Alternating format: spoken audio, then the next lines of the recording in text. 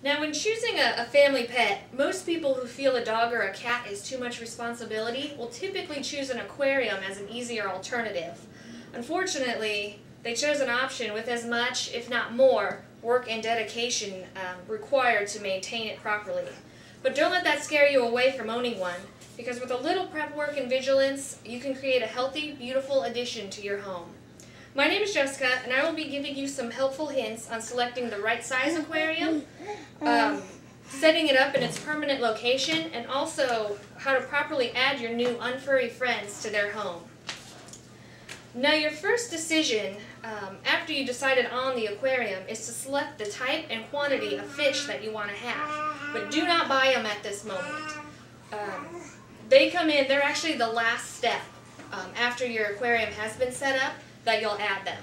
The reason you need to know the type and quantity is to pick the size of the aquarium, the accessories such as the plants, the rocks, the heater, and the filter.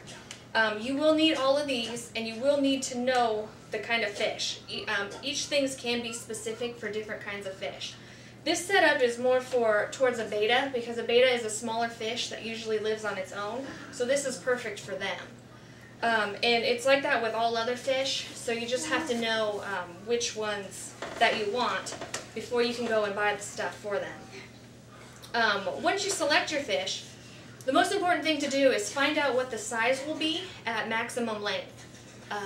This is because that's what's going to determine your tank size. They used to have a saying that you should, for every 1 inch of fish, you should have a 1 gallon aquarium. You should have 1 gallon of water for your aquarium. So for example, if you had a 10-inch fish at full length, you'll need to have a 10-gallon tank to hold it. This isn't really feasible. A 10-inch fish is way too large for a 10-gallon tank.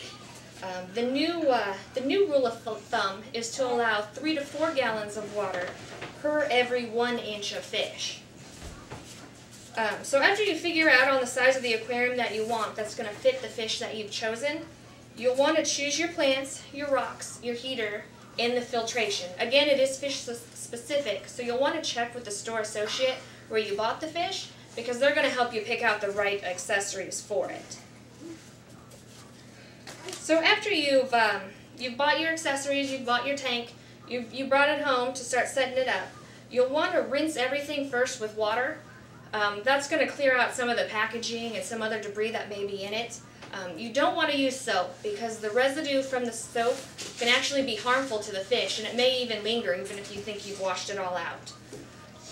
So once you've done that, you want to find an area where you want to set up your aquarium. You want to set it in an area that's free of drafts and direct sunlight, because this can affect the pH balance of your aquarium and be harmful to your fish. And once you find your spot, set it up, but do not add water.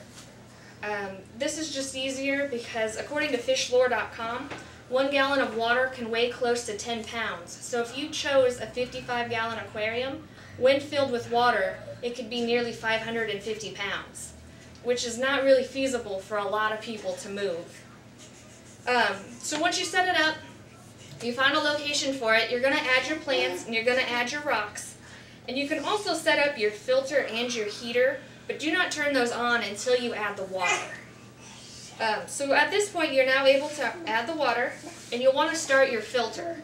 You don't need to turn the heater on for about 15 minutes. It's going to kind of adjust to the water temperature on its own, and then you can plug it in and start it. So once you have everything going, you're actually going to want to run it for a couple of days before you add the fish. That's going to help filter out and run the nitrogen cycle, and it's going to be a much healthier place for your fish to live. You'll know it's time to add your fish and the nitrogen has been cycled out when the water kind of has a white cloudy look to it. Then you're going to know that those fish can go in there. And the most important concept at this time is to minimize the stress on the fish. So what you'll need to do is set the bag in the tank for 15 to 20 minutes. So they can kind of adjust to the temperature in your tank. And then after it's been about 15 to 20 minutes, you'll release 1 fish at a time every 15 to 20 minutes. This is going to help the fish kind of acclimate to their new environment, And it's also beneficial for your tank, because now with the added biomass from the fish, it's going to take some time to kind of catch up to it, so it's good for your tank to have time to catch up before you just add a lot of fish.